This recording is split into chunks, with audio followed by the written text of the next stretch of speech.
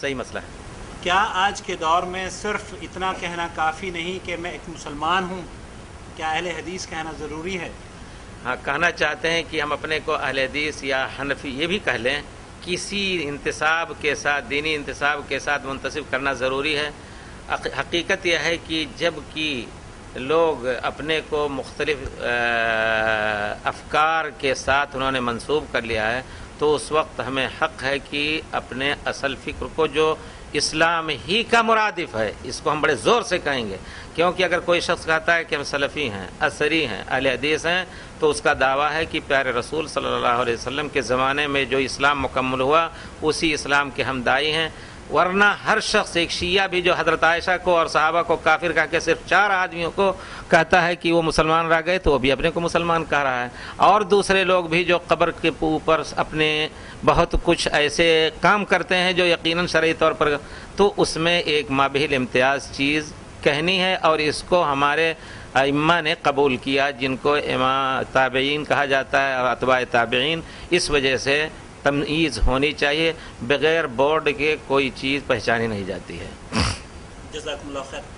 اگر کوئی عالم یہ اعتراض کرتا ہے کہ اہل حدیث قرآن و سنت کے قریب ترین ہیں، قرآن و سنت پر نہیں ہیں، تو اس کا یہ اعتراض آپ کس نگاہ سے دیکھتے ہیں؟ اگر کوئی شخص کہتا ہے کہ اہل حدیث اہل حدث ہیں جیسے کہ کہتے ہیں، تو ان کو یہ کہا جائے کہ اس شخص کا دعویٰ ہے کہ میں اہل حدیث ہوں۔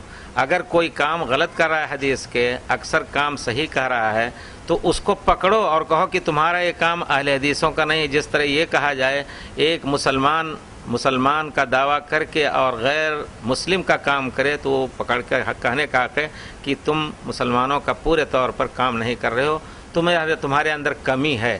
ایمان میں کمی اور زیادتی پر ایمان تو ہے نا، اسی طرح اعمال میں بھی کمی اور زیادتی ہوتی رہتی، لیکن اصل نام نہیں بدلے گا۔ جب کہ اس نے اپنا راستہ ایک دم متعین کر لیا ہے کہ ہمیں اسی راستے پہ جانا ہے، تھوڑا تھک کر کے بیٹھ گیا، تو پھر اس کو یہ نہیں کہا جائے گا کہ دوسرے راستے پہ جا رہا ہے، راستہ وہی ہے اس کا، اس کو حق ہے اپنا انتساب کرنے کا۔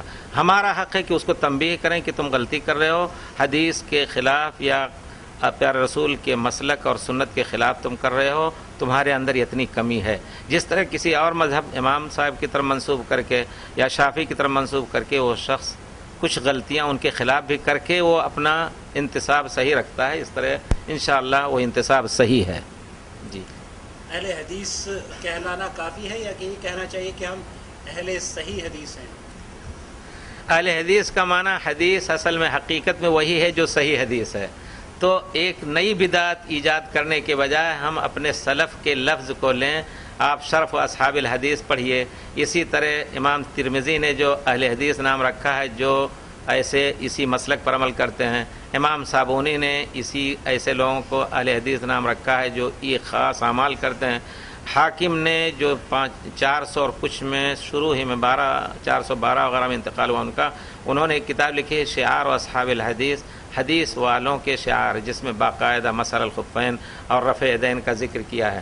تو اہل صحیح حدیث کہنا غلط ہے۔ اہل حدیث کا معنی مجازی طور پر جھوٹ حدیث کو یا ضعیف حدیث کو حدیث کہا جاتا ہے، وہ حدیث نہیں ہے، حدیث وہی جو پیارے رسول سے ثابت ہے۔ تو اہل صحیح حدیث کہنا جو شاید ہمارے ذاکر بھائی کی طرف منسوب ہے، ان سے ہماری گزارش ہے کہ وہ اپنے اس بات کو واپس لیں، اور یہ اعتراض کی ایک بات نہ کریں کہ اگر ہم کہیں تو ایسا کہیں، نہیں، ہمارے ائمہ نے اس کو قبول کیا، اسی کو قبول کریں۔ اور آپ اگر جانیں کہ حدیث کو صحیح حدیث ہی کو پیارے رسول کی طرف منسوب کرنے کا حق ہے، تو پھر یہ اعتراض آپ نہ کریں۔